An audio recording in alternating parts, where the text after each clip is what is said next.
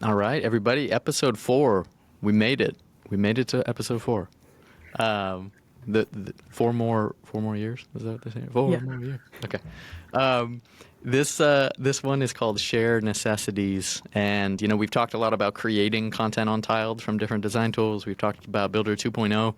Now we want to get into after you hit send and kind of how you're going about it, how some of our customers, like our good friend Chris Martinez here, are going about it. So just getting into using Tiled from a distribution sense, sending a link, how you're creating links, how you're sharing them, and then also the analytics that come along with that and how it's impacting, how you're designing, creating, and interpreting, the impact of your content. So I will digress. I know the vibes are high. Hopefully that's coming across. But super excited and grateful for Chris Martinez from our friends at KW Landscape Architects to join us today.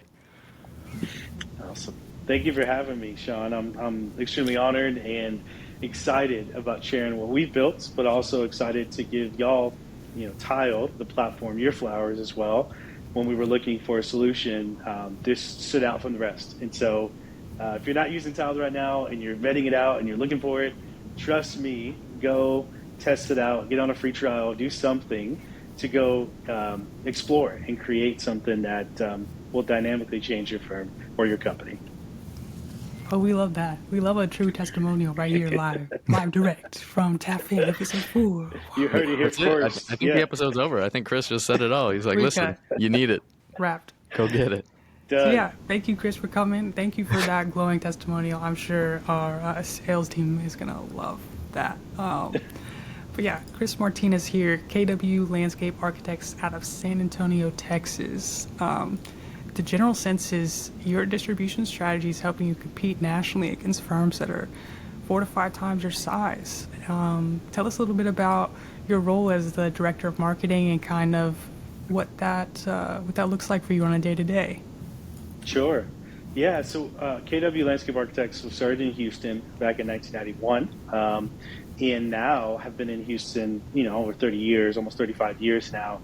Started our San Antonio office, started Austin a few years ago, and so we've become this Texas regional landscape architect to be chosen for projects primarily in the private sector. So we work a lot with residential builders, whether it's single-family communities, building a amenity area for that community, or it's a multifamily project. So it's apartments, it's high-rise towers in downtown, it's a mixed-use development, so we're retail, office, and different and apartments, living, everything kind of comes together in one place.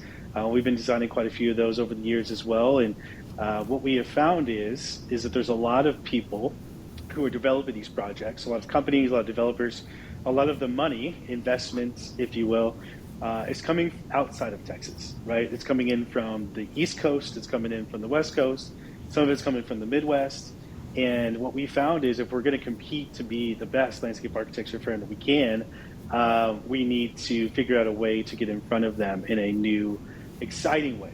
And that really started back in 2020. One of our founding partners who started the firm back in 1991 retired amidst COVID and the pandemic and everything that was happening in those days. But he retired. So a new partner was promoted who was younger. He's been with the firm his whole career. He's now going on 20 years with the firm starting next year. And he was promoted to partner. And that changed the trajectory of our firm in a real way because he wanted new energy, he wanted a new style, he wanted a new brand. And so we rebranded in 2021, went from kind of old colors, old character, cartoonish style logo to a much more fresh design. And with that became a new website, and we built a marketing team. I got hired in 2022. And my vision with the marketing team was to build a marketing team that was like an internal creative agency. Somebody who can create and envision like you would pay for somebody as a third party. And so we have a storyteller on staff who is an incredible writer. We have a graphic designer who did layouts with a magazine out of Houston. And so her layout skills, her design skills are incredible. And then we hired an in-house photographer, videographer. A friend of mine that I knew that ran his own agency for a while And so just incredible talent pool within the marketing team that we built, and it allowed us to create some amazing things. And this platform, Tiled, was one of those solutions. And what we were looking for is how do we stand out from other landscape architects around the world when maybe we don't have as much of the portfolio as they do. Maybe we haven't worked on the 5-star resorts that they have. Maybe we don't have the assets yet, but how can we present ourselves in saying we have everything we can to do those projects? And that's how we kind of came across Tiled. We needed an innovative platform to get that across, which we found it. So it's been great. Yeah. Sounds like, too, as you talk about kind of investment coming from all over. I mean, I know, Sean, you're over there in San Diego, but in Texas, multi-use is everywhere. I mean, there's apartments on top of every store and retail space that you can go to. And so hearing you say, like, that's kind of your bread and butter makes a lot of sense. And so hearing that you're getting a lot of investment from other parts of the country, you can't always be in that room. And so definitely not just a differentiator, but also sounds like the why was also kind of logistics. How do you get there with a small team without having to fly all over the country, all the time to build your projects and get real world response? And I think that's an interesting question too to kind of lead off of is I think too by investing in a platform that kind of meets them where they are, it also kind of bridges a different kind of trust factor and starting and kind of budding a new relationship with someone that you're going to be working with for quite some time. These projects aren't quick turns, right? That's right. Yeah. So when you're starting a project, it's almost like starting a relationship, right? For the next 3 to 5 years, sometimes even longer, if it's a multi-phased development project, you might be working with them for the next decade. And so you're wanting to see, can I work with them? Are they able to handle this workload?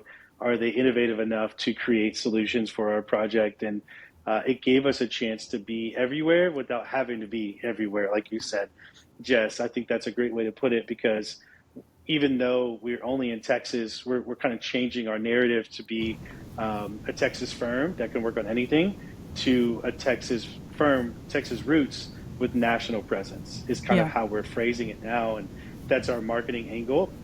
And that's allowed us to have great conversations and help people understand while we are based in Texas, we can compete with people in California, we can compete with people in New York, and our design expertise can be world renowned if we're given the opportunity. Yeah, it sounds like it's just more like a translation problem. It wasn't really that you couldn't do it. You just needed to be able to get that across to have some other people have some conviction and trust in you. That's right. Very cool. Do you want to jump into the micro app now, Sean? Do you think that's something we can get into? Yeah, I wonder, like, as a, not a segue, but, as we're talking about kind of what led you to look into Tiled and, obviously differentiating, trying to compete with maybe the big fish, like you said, is one thing. But, outside of just that at kind of face value, what in the PowerPoints or the PDFs that you were previously using, like, was not working? What was kind of a bottleneck? Great question, Sean. I think what we have found is we were great at laying out and we were great at creating, and our graphic designer on staff was incredible at creating book related or print material. And that doesn't always translate in an in-person presentation. It doesn't always translate in allowing the conversation to be natural and allowing the conversation to be a little bit more relational, like I was mentioning earlier. And so those PowerPoints, those PDFs that we were creating, I know, Jess, you've alluded to it on previous episodes, the deck of cards, right? You have to filter through it. Okay, and you Chris. can't, With the you reference. can't go out and skip ahead, right? And that was our biggest thing. That was our biggest issue, is that we were trying to create a relationship, but it felt forced. We were trying to build trust, but we weren't allowed to build it as fast as we wanted to. It took a long time to get there. And sometimes the meat of those presentations is in the middle of it, right? You get through your company intro and you get through who you are and what you do. And then finally you get to the part where a lot of the people in the room care about who you are and why we want to pick you. And we found that if that conversation starts maybe in the first 2 or 3 minutes, because we can skip ahead with this organic led micro app, micro site, it allows us to do something that everybody's always wanted, but nobody had language for. And so, Sean, to answer your question, what we found is that those just weren't working. And they were static and they were flat. And as much as we tried to link pages on PDFs, as much as we tried to connect things in PowerPoint, it didn't have the same feel that we wanted it to feel, a modern reintroduction of the company. Amazing. Yeah, it sounds cool too. Like what you're making is, you're building an environment in these projects too. And so when you're talking about, presenting something that's flat, even when you're there in person, I can see how that could be hard to translate to something that's more visceral, something that you touch and experience in your actual projects. That disconnect sounds like a hard bridge to gap when you're just dealing with a flat kind of representation of your work. Absolutely. And for what we do, right, we're doing landscape architecture. So we're designing outdoor spaces to bring people outside. Like that's our mission. Our whole mission is to bring people outside to enjoy nature. And so if they can't even experience that by looking at the photo or experiencing it by looking at a slide deck, it's really hard for them to get enthusiastic about it or to value the service the way that we feel like it should be valued. And that's where the conversation has changed, where we've given them an opportunity to say, oh my gosh, we need this now. Very cool. With that, Chris, I think you talked a little bit about like there's the introduction, the overview, there's kind of the meat where people get very interested. Right. Just from a where this is being used in your sales process. Like, is it kind of the top middle of funnel? Is it also being used in more of the, hey, we've got a strategic prospect, a top tier one that we're going after. We're going to use this in kind of the later finalist presentation type setting. Yeah, talk to me a little bit about that. Talk to us. Sure. Sorry. Not just me. Don't just talk to me about it. There's a few different. Yeah, this is a 3-person podcast now, Sean. I mean, we got more than one on here. I know I'm hogging all the questions. I'm like, I just thought we were a big three for a second. I thought this was a big three situation. A big three. You're taking it back. Like that was the best era of basketball. I know people. That's a hot take right there. Are we taking our I'm talents not to mad South at it. Beach? Do what you gotta do. Not one, not two, not three, not four. But to answer your question, Sean, I think one thing that we found is that the dynamic ability of this platform allows you to use it in different ways. And so initially, we were trying to protect this platform to be in the room with it. So we were only using it in a shortlist interview. We were only using it in an in-person presentation with a client. And that provided great feedback. That provided excellent results and a wow factor. And we took that and then we started saying, okay, if we need to differentiate ourselves on paper or in a submission process without being in the room, how can we do that? And that's where we started using it as more of the initial submission of it as well. And so if we're pursuing a project and there's a submission, we can use this platform to submit for it. Which has changed the game as well. We've gotten tons of calls after we've done that. How did y'all do this? This is really cool. I've never seen anything like this. And it's given us a chance to start a conversation when most of the time they're just evaluating in their own room, which is really great. And then the last thing is presentations like at conferences or utilizing it in the middle of a lunch meeting on an iPad, right? And so it's not as formal. It's usually on the go or it's more quick. But it gives you a chance to navigate to exactly where you want to go and in the moment you need it most, which has been excellent for us. I'm glad you bring up it's the iPad, kind of the tablet experience is one of my favorite. And it's also just, I think people don't think too much about that. Yeah, okay, I could pull it up on iPad, but how's it actually going to look? Save it offline so your videos are running smoothly, or even the mobile side of things if you have it on your phone and you're talking to someone. But I think as you're talking about relationship building and trying to be conversational and meet people where they are, like having that placemat, if you will, on an iPad, get it in their hands, allow them to drive it, is just something that it's always exciting to see firsthand. It is. And shout out to Steve Jobs for changing the game in 2007 with the iPhone. Like, if that wasn't invented, I don't know what the process looks like, because everything now, whether your PC or Mac or whatever, everything is so intuitive with your finger.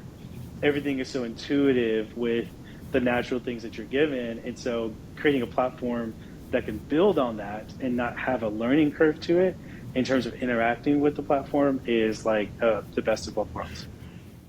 We're all looking to tap in, you know. That's right. That's right. That's a great tap in moment, Sean. It's right on time. Well, yeah, no, thank you for laying the foundation of kind of how you're using it and kind of what the progression was like as far as like the application, the use cases, where you could see value in it. If you're able to, I mean, we'd love to have you walk us through one of your projects and Sure. kind of just give us the high level around, you know, kind of your favorite pieces of it. What led you to kind of lay it out in this way? You know, what's the most beneficial, what you're getting the most feedback on. Yeah, you know, anything that you're able to share with us there would be awesome. Sure. Well, let me click on our on structure dashboard, and I'll go full screen here. This is what we call on structure, or our high rise tower tiled micro app. And so up front, the first thing is the video, right? The opportunity to utilize video. We had an in-house videographer who was able to edit a bunch of our footage, able to integrate design renderings, able to use drone. I mean, just able to create a dynamic home video, or, you know, hero video, if you will. And it allowed us to, as soon as we start the presentation, it just catches your eye. As soon as you start the presentation, you're pulled into our spaces that we've designed. And it just allows people to be already in mode, or in the zone of where this conversation will go, right? And what we're going to feature and what we're going to showcase. And so as we click over to the left, we built a really, really basic menu. We've actually used InDesign to build our platform, which I know Figma is your primary recommendation. And we're trying to dive more into that. But with our expertise, we were trying to get things going quickly.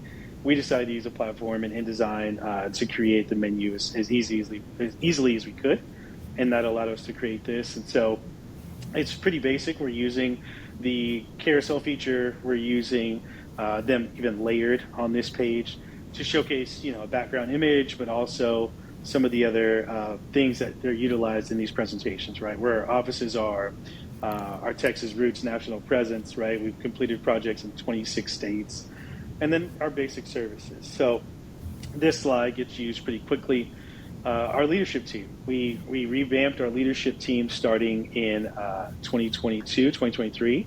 And so now, instead of introducing the firm as just the two partners, we're introducing experts in each area. And so it allowed us to kind of create almost a card format, and then you can click into it and have a pop-up, just who we are. So it allows a little bit more of an interactive experience in those conversations if people want to know which projects some of our team has worked on or where they went to school.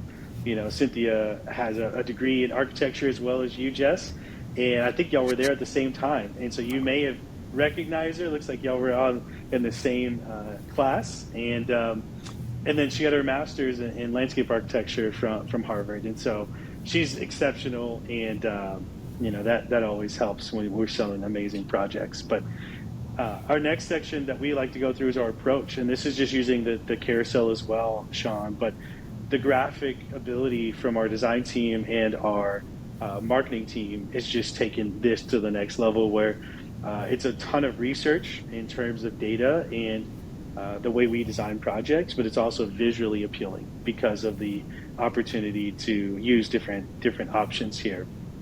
And then as we get into our portfolio, you know, one of the things that is very seen as well is that we're utilizing video. And so this preloads to a project, if you will. And so it's loading to that project, and it's giving you a chance to see it. But as you click into different projects, we have carousel images. This was an adaptive reuse project we did in San Antonio. It was an abandoned, you know, concrete buildings. And that's what it looks like today. So it's an amazing project to see full force. But we're able to also have pop-ups on here as well. And so if you want project details, you can get more information on projects, you can see that. And so if that's needed in the presentation, you can certainly utilize that. One of the other ones I'll click on is the St. Regis project. It's a high-rise tower in Houston. And so you're seeing, you know, a rendering image. So this is all 3D design from our team. And you get a chance to experience all the spaces, you know, intimately, right? And a chance to see the project. But we went a little bit deeper. We chose to also show what materials we used. on the project. And so now, instead of just showing you, hey, here's the finished product, here's also some really specific details of that project. I mean, down to the material palette and even the plant palette, right? Which plants that we utilize for those projects. And it's just been an incredible tool for us, Sean, as we navigated these conversations. It's been fantastic. Love it. I mean, as you're digging in here, I don't know if you remember how long your PDFs were that you were sending before, but as we look at this, there's a ton packed in here, and it's at a point where you've broken it down into kind of the core sections, the core chapters, and you can go get as much information as you want, but you don't have to go through everything like we're all used to, That's right. going page by page. So I think that, along with, you said you're trying to get people outside. You're putting people outside here with these renderings, these visuals, and it's awesome work from you and the team, man. Yeah, thank you. It's been a lot of fun. And our team has, our landscape architecture team has just been excited. The more that we utilize it, the more they dream up of new ideas, the more they dream up of what's possible, and it gives us a chance to really go in depth in a lot of ways. And so it's created this synergy and this collaboration between our teams to say, oh, we need to go deeper. We need to provide some more research. So let's create a slide for even how you plant on a vertical residential project, right? Like super detailed and technical, but it gives them a chance to speak to this in a presentation. Yeah, I think there's certainly like the visual approach too. And I'm looking at this, and I think there's obviously some strategy here in terms of how you're providing and showing your content. Like what's changed. And we can definitely see how you changed your presentation from maybe 2 years ago to now. Like Sean said, this would have been 100 plus PowerPoint you're going through, and you just kind of hope they stick around. But right. I guess I'm curious from like a content perspective, what kind of shift does it take to go from a slide kind of format to this kind of interactive approach where you're splitting things up in a more kind of bite-sized way? It's been great. Our team, it was a little bit of a training or a little bit of a trial and error with our team, right? They had to get used to, oh, I don't need to go button by button. I don't need to go section by section. I can actually go where I need to go, right? And so if we know, hey, we only have 30 minutes in this interview, don't even waste time with things that client or that type of project doesn't care about. Jump into what they actually care about. And it's there if they ask about it in the Q&A section, or it's there if they're curious about it, but don't feel the need to go through each one. And it actually creates a chance for you to relate to people in a much more natural way versus, we've all been in the room in a presentation, and whether it was in college or something else, where somebody will ask a question and you're like, just wait, we're almost there. We have two slides left and we'll answer that question, right? Like we've all been there, whether we've asked the question or we're presenting. And this gives you a chance to say, you know what, I'm really glad that you asked that question. Why don't we dive into that? Let's jump into that now. And it gives you a chance to click in very specific, why should we pick you for Texas, right? Well, our Texas expertise in these areas is why. And it gives you a chance to speak to that, when we're in New York or when we're in California and they want to know, what do you really know about Texas? And so it gives us a chance to dive into that. Chris, you're logged into Tile, kind of in presentation mode, walking us through this. But yes, one of the reasons, and you touched on this a little bit as well, but that customers are coming to us is, hey, we need something that is portable. We need something that is flexible. And so, sharing this as a link or a URL as opposed to a file, obviously you don't have to worry about like uploaded PowerPoint from a file size standpoint, sending it through WeTransfer or something like that.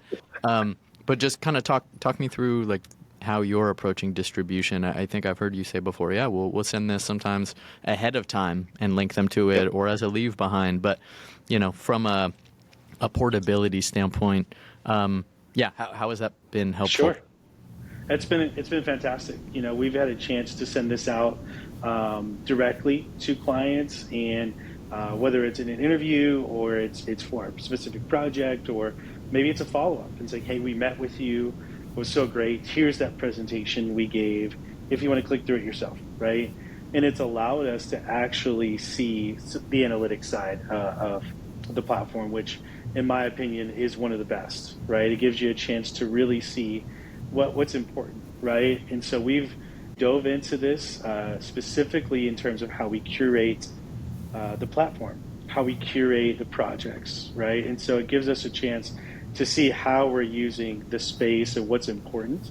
And I'll just go to engagement on that platform on the project we just did, and the views. And so clearly the homepage view is always top, right? But a couple of the projects you can see specifically what matters most in these presentations, right? What matters most to people, and it's not in order. And so it's given us a chance to really curate it in a beautiful way. Yeah, I'm curious too, like as you're iterating and building more of these dashboards, are you making specific changes kind of based on what you're learning from the engagement data? Sure. Yes. No, we absolutely are. So if there's a project on here, that really hasn't been viewed at all, right? So some of these projects that haven't been clicked on, or some of these overlays that haven't been clicked on, it's a really good example of, okay, well, this may matter to us, but it doesn't matter to our end decision maker. And a phrase that I like to use internally is that, while this is all about us, right? It's all about us. It's actually not for us. It's actually not for us. And so it's all about who we are and what we can provide in our projects, but it's actually for the decision maker to feel comfortable in choosing us. And so we have to change our perspective to, it could be all about you, sure, but you got to remember it's not for you, it's for other people. And when you make that shift, you begin to say, okay, what really is important to that person, and you can target a certain decision maker or persona or market, and you can really get into the mind and psychology of it all. And it's an amazing thing as that starts to snowball. Yeah, it is. And we could spend a lot of time on that alone. I think the psychology of this, I think, really makes a lot of sense. I mean, most conversations don't happen in the same order, so your presentation's doing the same thing. It just doesn't make as much sense. You want to be able to jump That's around. right. That's right. And this is, we've been able to tailor it to different markets, right? So this is our single family presentation that we've built. And so the feel of this is different, right? It's a much more family. You can see homes in the background. You're looking at amenity spaces and entry signs as you pull into neighborhoods. And so we're getting a chance to curate it now to even the decision makers and the focuses, right, that they have in building projects. And so it's just given us a whole different world of hyper targeting our clients, and it's given us to hit the nail on the head every time we get a chance to present. I think it's really interesting too here. You're showing another example, right? But it's obviously a similar template, but doesn't feel like that at all just because you've been able to change and really target the assets. I think that's a really interesting approach, especially as you're using InDesign. I mean, was that strategic? Is that just about bandwidth? Tell me a little bit about how you landed on this kind of layout and maybe why it's working for you.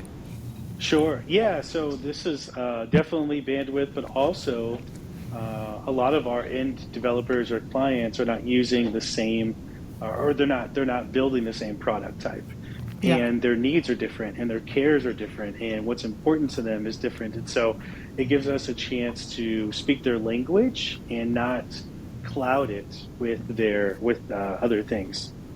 And so, for example, our approach section, right? It's very similar. It starts with our mission, starts with the third space, being outdoors, but then it goes into what makes a great neighborhood. And so this, on the other deck, talks about what makes a great vertical project.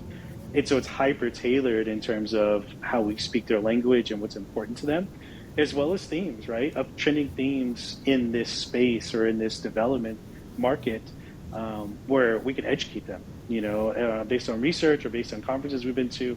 And then it starts to build a thought leadership perspective of, okay, I want to go with these people because they know what they're doing, their designs are great, but they also know how to take us to the future as well in our projects. Yeah, it sounds too. You were talking a little bit about your bios and how you moved from presenting as just a co-partnership to a subject matter expert kind of presentation of that. And it sounds too like you're using the same approach in these templates. You're trying to be the subject matter expert of both vertical high-rise multi-use as well as single family. And so that sounds like a real organizational shift too, kind of what you mentioned with this new partner taking the lead. that overall you want more transparency. You want to make sure that it's clear that you have the strategy and experience shown all across the board, not just from your projects, but from your people. Right. And I think that's a really clear delineation that we're seeing here. I can see a lot of trust kind of factors that are being involved. But you don't necessarily need to be in the room. I know this group, I'm talking to you here, but this group feels very present. You can feel a lot of fingerprints on this in a good way. Yes, and for me, right, I'll speak for myself. I don't get a chance to be in the room for our interviews for projects, right? They want to speak to the subject matter experts. They want to speak to the architects. And while I, would love to be in the room and be a part of that conversation, there's a lot of times where I'm sitting at my desk, but I get a chance to be in the space because I built it, and I get a chance to present us in a new way. And everybody on this team has built and added pieces to this or their expertise, and so everybody's in the room now, like you said, because it's more dynamic and it's not focused on one or two people. Yeah. From last question, kind of on the analytics side, is there any examples of any engagement patterns that really surprised you as you moved to this kind of approach? I would say the biggest thing for me has been how drastic the shift was from tab to tab and going from the homepage straight into our portfolio, right? It was pretty interesting to see how the conversation can go from 0 to 100 really quickly, or it can really build up from time to time. And so it gives you a chance to see what's important to certain people or to certain developers, but also how do you create something that can be used that way. And so as we reiterate and update this as we go forward, what we're looking into is how to create a more dynamic menu, right? Where it's not a static image, but it's more built in and animated as well. So we're continuing to innovate and iterate, and we're trying to do the best we can with that. But that would be the biggest thing I would say, Jess, is kind of how it's formed and the order we go of things. So even this project list is alphabetical order, but some of the other presentations we've created for a specific project we're trying to win, the most important projects are at the top, because the data tells us people are naturally going to click an order. People are creatures of habit, and we see a menu and we want to click at the top one, right? Because that would be the most important. And so it's allowed us to say, you know what, we're going to buck the norm, and we are going to not do it in alphabetical order. And as much as my marketer brain cringes when I see it in not alphabetical order, it's given us a chance to be top of mind with the best projects. Yeah, some A/B testing there. That's interesting too. I'm curious, Yes. I hear you say, some people jump straight to our portfolio and some people want to know more about us. And I think that speaks too about building that relationship and where you are in that journey with that client or potential prospect. If you're talking to someone who you need to validate first, it makes total sense that they would want to see your projects and then want to learn about you, right? They want to make sure that, you're qualified to be in the room first, as opposed That's to right. someone that maybe you have a warmer connection or you've already built a project with. They know what you built. Let's hear about you. Let's hear That's about right. the people that we're going to be working with for the next few years. That's right. Very cool. I really appreciate you going through this. I mean, Sean, Yeah, you're welcome. You have any more questions on this? I think I was going to say, we obviously want to hear what's next and kind of what you're thinking about and how we can help you with that, But I think as you were getting into your engagement and analytics dashboard, it's seeing you as like pretty much the only user in the account or like the lead That's user. right. I know that we've got some customers who, hey, they bring all of their reps into Tiled as users, and you've got kind of all the engagement and adoption metrics that you have on who's actually using the platform, all of that.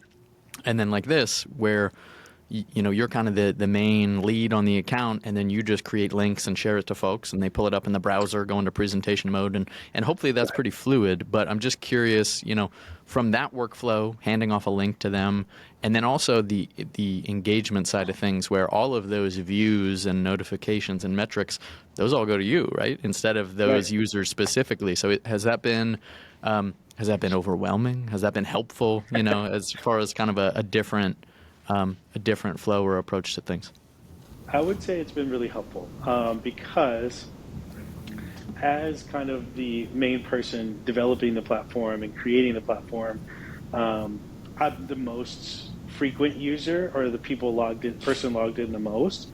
And so seeing that data in real time every day and seeing it come in and when somebody clicks on it, getting an email, like it's allowed me to know, okay, I need to go check that out. I need to reference it, and I need to be the voice that also communicates it to our leadership team, what that means and how we change things moving forward. And so I would say, Sean, it's actually been a benefit to keep it into one person because it allows one point of contact and one source of truth versus it being 3 or 4 or 5 people analyzing the data and figuring it out, but also confusing the data and wanting to suggest changes that maybe wouldn't be correct. It makes sense. I was actually making a reference to all the Lakers championship trophies and comparing KW's accolades and SMPS award, innovation awards, and some of the things that you guys have been racking up lately. And obviously Tiled is only a piece of that. You're obviously doing a ton to drive, the brand and the messaging there, and building these meaningful relationships. But as we look forward, what are your plans? What's next for you? What can we help with? Where are you like, hey, it would be as we're thinking about using this as a new communication platform, and a new way to engage folks. Like what's top of mind for you? Yeah, and I will say, back to the award, that was, I mentioned how I wanted to build the team, right? The strategy of building the internal agency, a modern marketing team. And that was honestly the most satisfactory or, kind of stamp that design would work or that intent would work. And now I sit on a national board for research with that same organization. And we just developed our first emerging trend report that launched in August as well. And with that report, we saw that data was showing and the research was showing how new roles that were coming on board to architecture, engineering, and construction firms. And several of those roles would be more digitally related, right? SEO people. How do you have people who really know how to do something with analytics? Some people even had psychologists on staff, which was really interesting to see the differentiators and people building their team uniquely. So I will say, Sean, as we build things moving forward, it's being thoughtful in seeing what is coming and what the future of this industry holds. Specifically with Tiled, I want to see this platform not only used externally in terms of presenting ourselves to clients or to partners, we actually want to start utilizing this internally as well. And so we want to start building some of our onboarding process into a Tiled experience where a new staff member, a new team member gets a chance to experience the company and reference it and go back to it. And that would be it would give us two things. One, it would give us a chance to get all of our onboarding into one place, which is every company's dream. But two, it would give us a chance to have the analytics tied to it and say what's really important to these employees. Is it the benefits? Is it our culture? Is it the projects that we've worked on? What is it that draws people to us, and how can we build on that? And then what is it that isn't important that we can either let it go or we can improve it? And I think that is going to be so beneficial to how we shape the company moving forward. We are pro. Yes. Amazing. Well, Jess, you have any last questions? I don't have anything. You have Chris done just dropped the mic. Fantastic. But wow, thank you for going through those. I think even just seeing the same template used for two different use cases, seeing the similarities and the differences, you're kind of A/B testing, if you will. Some people want to see the most prominent buildings, prominent projects up front. Some of them are going alphabetically, and I'm sure there's strategy behind that too that we just don't have time to get into. But it's very clear that your approach is incredibly thoughtful, both in how your organization's being built and how you built out your team and how you're distributing your micro apps and how you're iterating and building off of those with the impact and the engagement that you're seeing. So just, hats off to you. You're very much, mimic the sentiment of the S&P Award, an innovator in the space and someone to keep tabs on it as we move forward. Just really love what you're doing. Thank you. Thank you so much, Jess. That means the world to me as we build and as we move forward and as we start to create new things. It gives us a chance to improve. And, as athletes and, growing up, right, there's always a chance to get better. And that's kind of my approach with everything is I want to get better. And I know that the success we've had has been incredible. I know it's been extremely enjoyable and satisfying, but also you got to repeat, right? And you got to three-peat, and you gotta get a chance to win and win at a high level. And that's the competitor in me that won't die, no matter how old I get or how out of shape I may be at times. I will compete no matter what, whether it's on the court or it's in the boardroom. I'm going to try to compete. Well, it's clear you're a top contender. I'd draft you. I'd put you on my team. I mean, I might argue that Chris is actually the Phil Jackson, right? He's like, I can't always be in the room, but I'm going to make sure everyone is well prepared and equipped to do what That's they right. need to. Well, you're saying the dashboards are like the triangle, and they all have their own unique piece, and everybody gets their shine. And yeah, it's a great way to look at it, Sean. Great, best swagger, honestly, at the league too. Well, I appreciate you both. Thank you. And it sounds like this might not be our last conversation. So I'm excited for what this continues to unfold to. And you can tap me in whenever you need me. Let's go. Let's go. Tap, tap. Chris, thanks so much, Thanks, man. guys. Have a great weekend. Bye. You too. Bye. Thanks. All right. Okay, so we're going in distribution toolkit. Yeah, I think we talked a lot about toolkits, UI toolkits, how we approach design in different ways. And I think distribution is certainly the next aspect of that. It's not one thing. Chris touched on that quite a bit, and I think it's really important to match the method to the goal. And so there's a couple ways that we're going to get into that. I think there's three kind of core distribution modes that we're talking about here, which is presentation mode, which Chris really hit on too, and presenting live or in person or even virtually, but the author or the representative driving the ship. There's also link sharing, so a personalized, trackable link to see engagement specific to that individual. And then the third being embed or an integrated kind of mode, which would be email, websites, embedding into a platform, that kind of thing. So we'll kind of hit on those three. Some of those are a little bit, have some subcategories within, but we'll try to keep it brief, keep it tight. Let's do it. So, big three. We're back to the big threes. So obviously the first is the most straightforward, which is just presentation mode, kind of the viewer. And so as we click into, just like Chris did, we pull it up from the thumbnail in the library, we jump into full screen mode, and then now this is where, if you're a tiled user, you're coming in, you're presenting from here. I'm on my laptop on Google Chrome, so it's through the web. You're logging in. As we talked a little bit about, though, the iPad application, you're able to pull this up and really have it in presentation mode right in your hands or to get in somebody else's hands as well.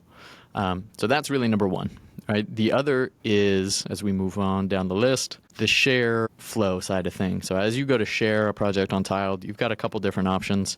The public share is going to be more of your generic link. Hey, we want to create this and put it on LinkedIn. Or, if we want to just send a generic link because we're presenting to Amazon, create a generic link. The other would be more of a one-to-one or creating unique links side of things, right? If there's a specific stakeholder, specific prospect or customer, we can actually enter in their name or their information here and create a unique tracking link to start generating those analytics, seeing how often they're viewing it, and those types of things. And so, again, this is great beforehand, maybe as a pre-read, obviously as a leave behind afterwards as well, too. The other option from a kind of a linking standpoint is what we call a sub-tag or a substitution tag. Think of this more on the marketing campaign side. So if you were going to use Tiled for an ESG report, an end-of-year review, right, anything like that, you then have the ability to tie into your email sending or your marketing automation platforms. And all of these links are unique to then call on, if you have a list of 1,000 people in HubSpot, we're calling on all of those unique viewers' information and bringing that into the tiled analytics as well too. So we only have 4 tools listed here, but we've got customers who are using Salesforce, Marketo. It's all just a matter of formatting to get it right. That's kind of the last on the linking side of things. And then we get into more of the embedded content. So maybe we want to embed this onto the website. Under the public share, you'll see that there's an option for embed, and we're just serving up the iframe or the embed script for you to put wherever you'd like. So that can be external on the web, that could be internal, and you're embedding it into SharePoint or any of your own intranet or internal tools as well. So those are the big 3. Jess, what am I missing? What's a good use case for this one specifically? Like, why would I want to embed versus sending that directly, or even just making a general share link and just putting that on LinkedIn? Yeah, some people like to embed for the sake of branding and domain control, just as far as kind of having their unique vanity URL or domain, and then the experience of the micro app loads up. That's one route. The other is maybe they just want it embedded in the site instead of having a, fill out this form and we'll email it to you. You can actually just nest it right in so someone can dig into the content right on the site. And then obviously internally, right, bringing it into SharePoint, more of a security type of thing where, hey, we want this to be gated only for our employees internally. So we're just going to put it behind a paywall, or, a security login gate, or some type of an intranet where people will only be able to access it if they're our employees. Yeah. So designing within a website context and keeping that in mind kind of sounds like it could feel a little bit more natural. It doesn't feel like just dropped in. It feels more integrated into your site. And what that can do is potentially help with tracking engagement alongside your website analytics as well, and kind of seeing the differentiation between those two. I think also, one benefit I can think of too with embedding is that you're going to ensure some mobile responsiveness that matches to your site. And so when you click into that, it's still going to be the right screen size, in theory. Right. Absolutely.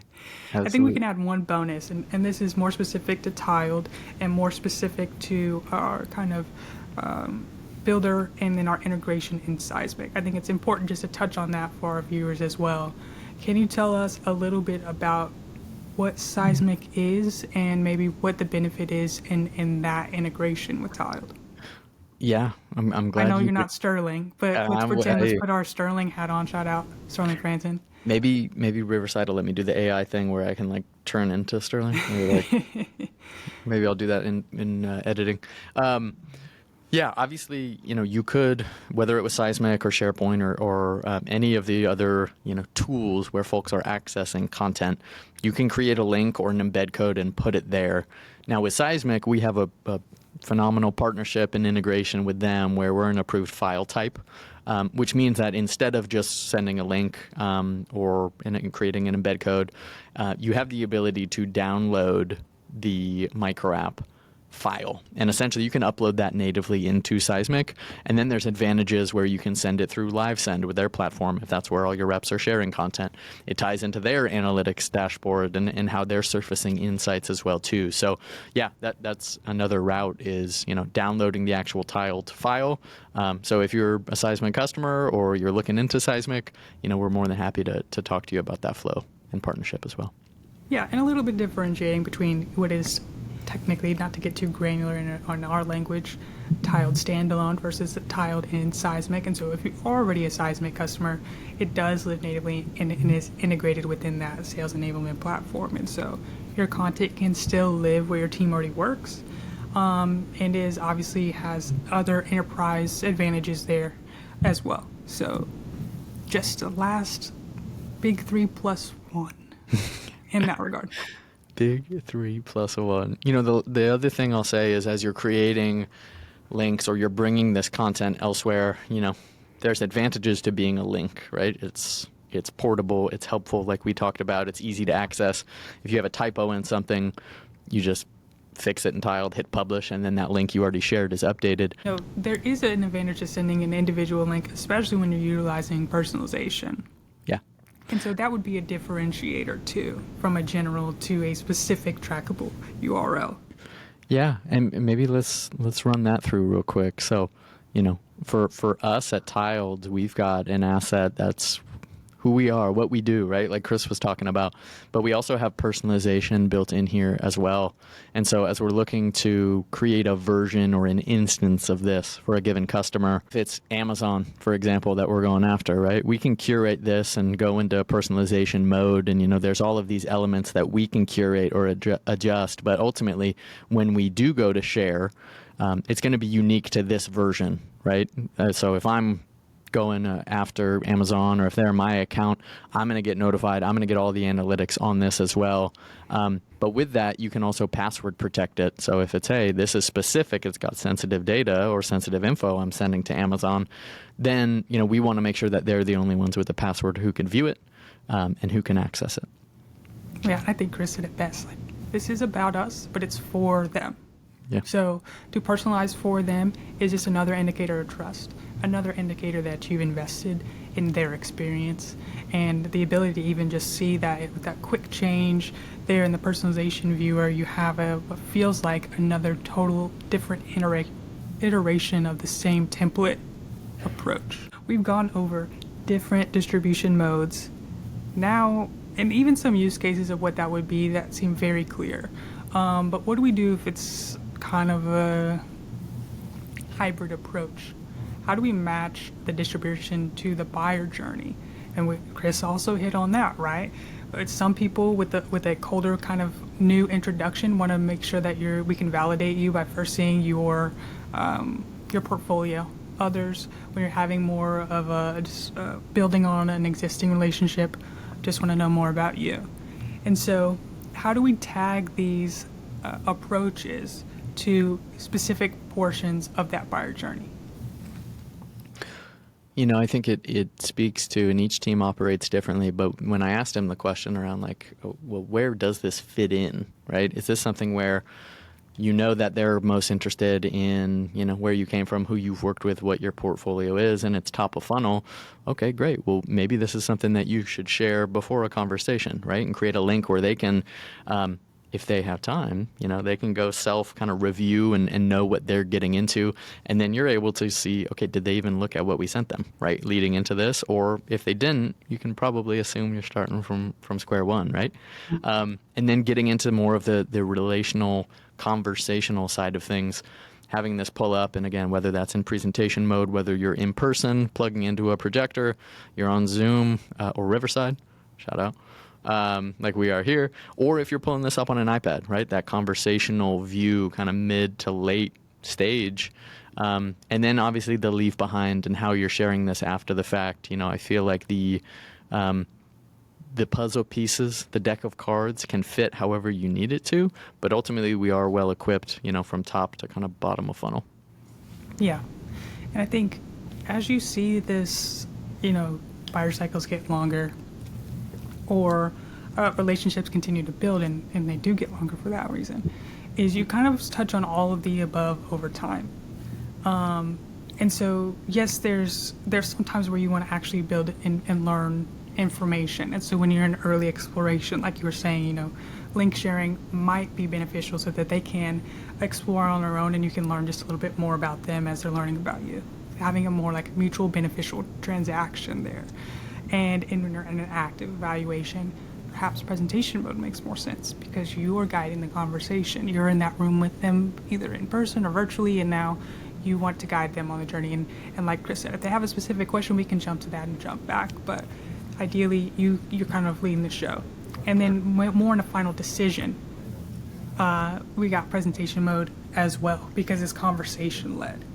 That's the part where you're having like information spread both ways. You're having a conversation, what's important to you, what's important to me, and you're really starting to make that dynamic work. I also think it's interesting too because it's not about us, right? It's not about what part of the funnel that we're equipping our customers for, but ultimately it's about how they're telling their story and how they're getting the narrative or the messaging that's most relevant to their prospects or customers in front of them, and arming their champions or their stakeholders and decision makers with the right information that they need to make a decision as well too. And so I feel like it kind of flows on both sides, where it's like we're meeting customers, where they want to be so that they can distribute these, but also at the end of the day, it's about the engagement from their side of the house, from their customers' side of the coin, if you will.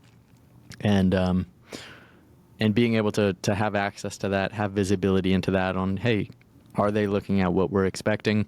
And are they arming, their viewers with the information in the best way? Yeah, I think too, as we talk about the framework, we kind of talk about internally here at Tiled, there's different entry points for different personas too, even within that same organization. And so I think also depending on the complexity of the sale, how much information and how many people are kind of decision makers for that, can make for a kind of complex multi-stakeholder, multiple link scenario, which can be nice in one sense of personalizing by role. That could be cool.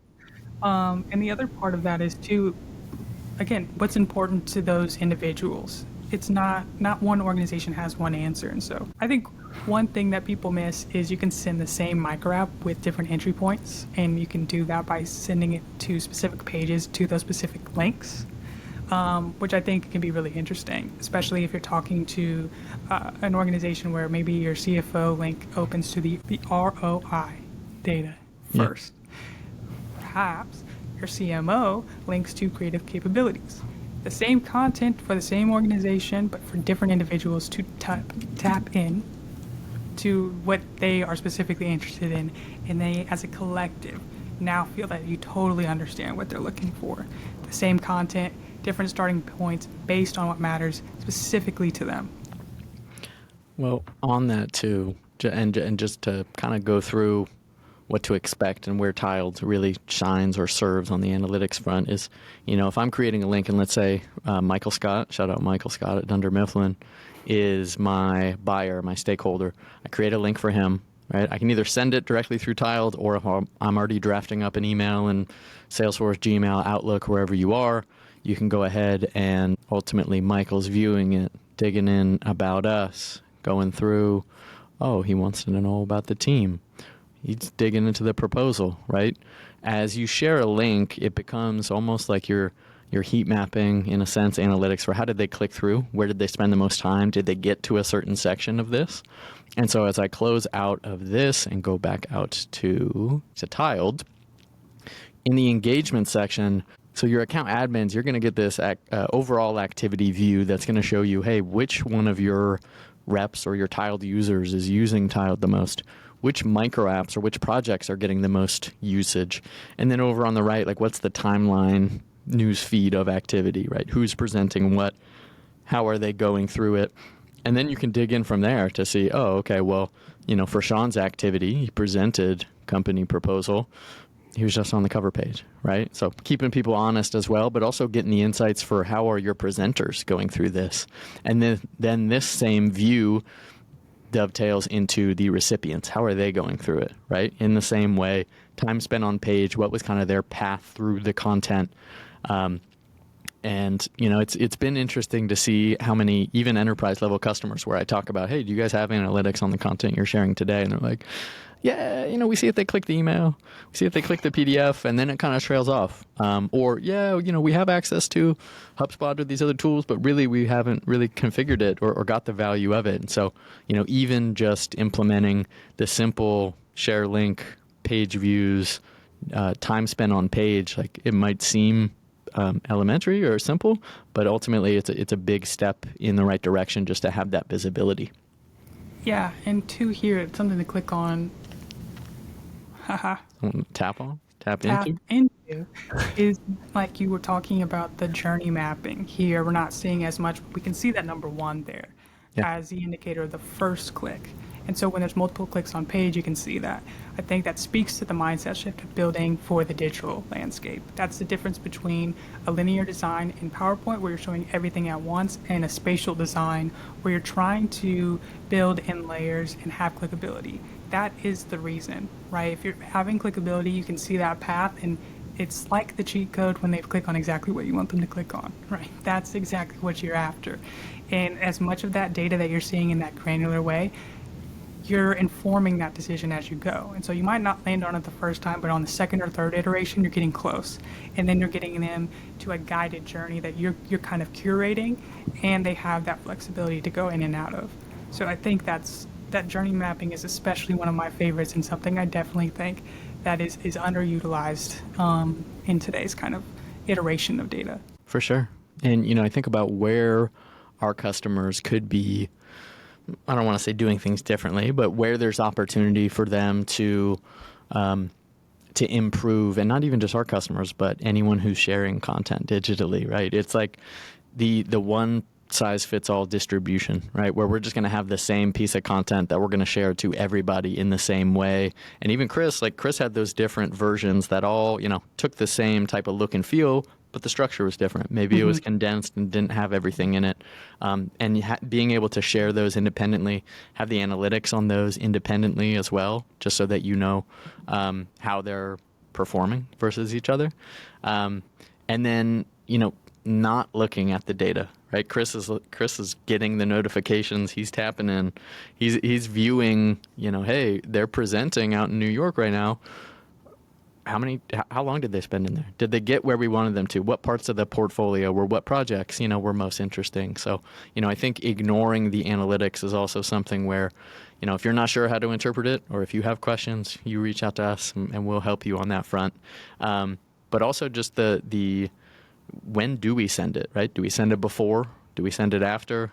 Do we do both, right? What does that look like from a timing perspective?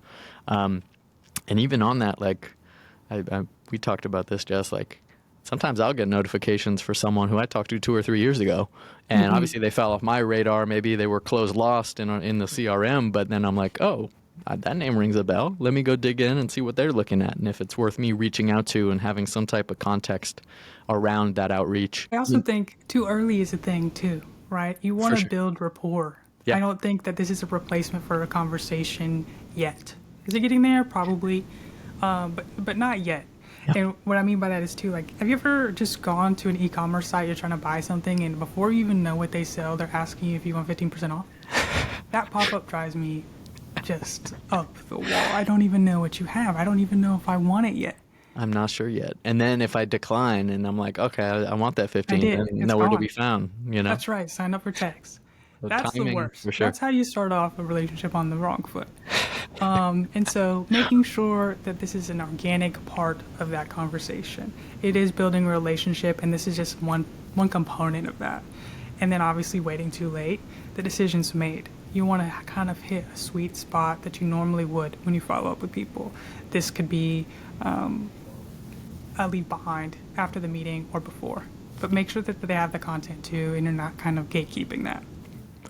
Well, it does also make me think, just as we're talking about distribution and being, a new digital format or a way of engaging, with your audiences, there's the mobile side of things too that we haven't touched on. And so while this, this views more of the project or the micro app analytics, that's kind of overarching, not specifically how one person was going through it, but how everybody goes through it.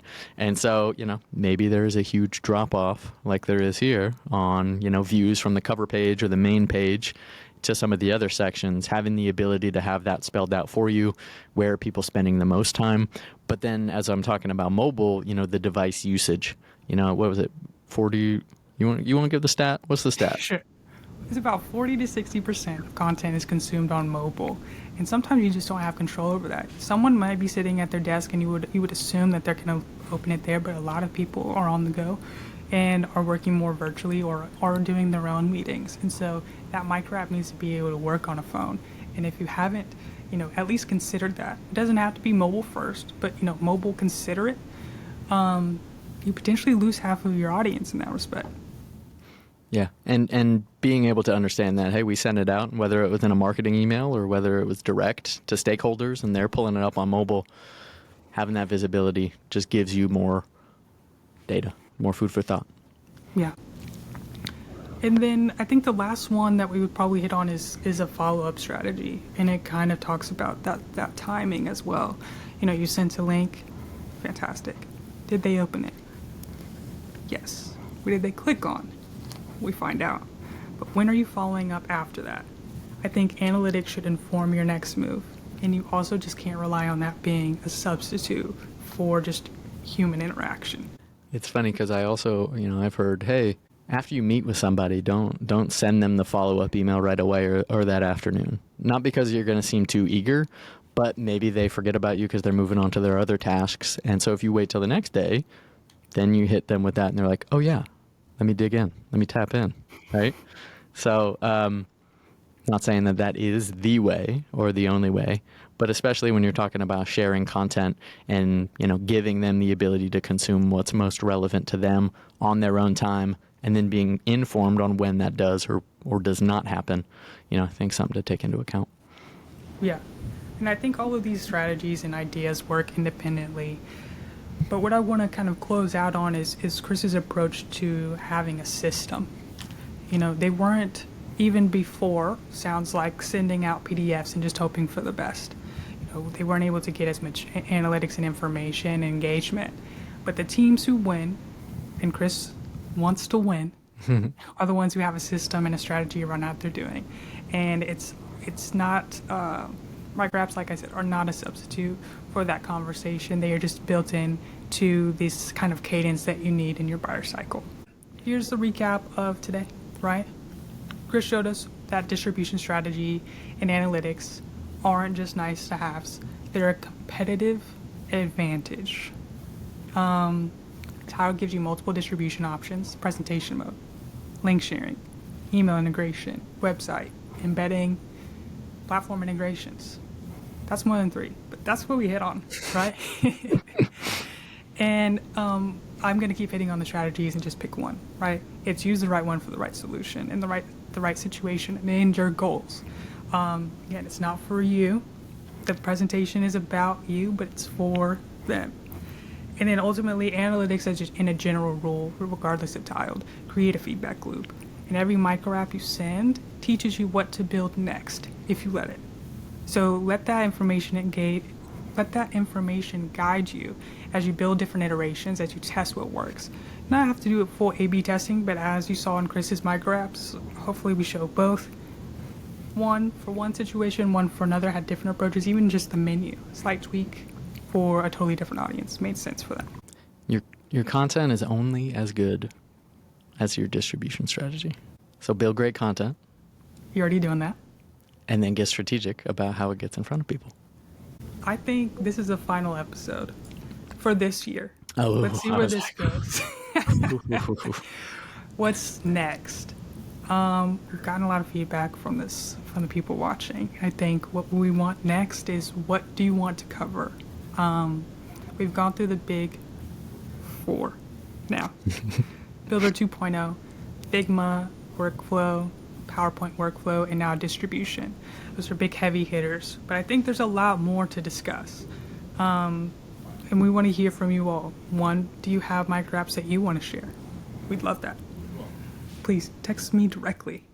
We will get that out. What about you, Sean? What do you think? I mean, I think there's Chris showed us what he's doing and how their team's approaching it. Seeing examples, I feel like always helps get people's wheels turning. So we'll hopefully get some new examples, some new customers talking about what they're doing, but also getting into some of those tangible, like, how do you do it, right? Ooh, that's very cool. How'd you do that with 2 carousels on top of each other? How'd you do that with the scroll within a scroll, right? So some of those kind of best practices and really creative advantages, digging in on some of the capabilities front. Yeah, it sounds like you just pitched us for like an advanced workshop. Maybe Is that what we're doing in January? You Could tell be. me. Well, by the time this episode airs, I will be out. It is my pup's birthday, and Let's I go. take that very seriously. Shout out Graham. Shout out Graham. He is the unofficial child mascot. We're going to put a picture of him right here. And Truman is there with you. He's this other unofficial mascot. Swagged Happy out. birthday to you. Tile tapped in. So I won't be here. So Sean's going to do the launch. Let's do it. We're launched. Thank you for all launching with us. Thank you. How old is Truman these days? Truman's 9.5. Truman's about to be double digits here in May. Wow. Graham's turning 11. We call it Grammy Day. Grammy Day. Happy Grammy Day, everybody. If you heard earlier, Sean's son's name is Graham, so we share that in common. Let's Did go. we just become best friends? I think so. I think you were just in Catalina too. That's hilarious. John Stamos. All right. That's it for episode 4. Tap in. Your work is ready. We'll see Thanks you for in tapping in. 2026. Happy New Year. Merry Christmas. Happy And- Hanukkah. Now we're on a tangent. All the things. Kwanzaa. Kwanzaa. Let's go. I think that's the heavy hitters. Happy holiday to whatever you celebrate and however you do. We're thankful for y'all. See See you ya. next year.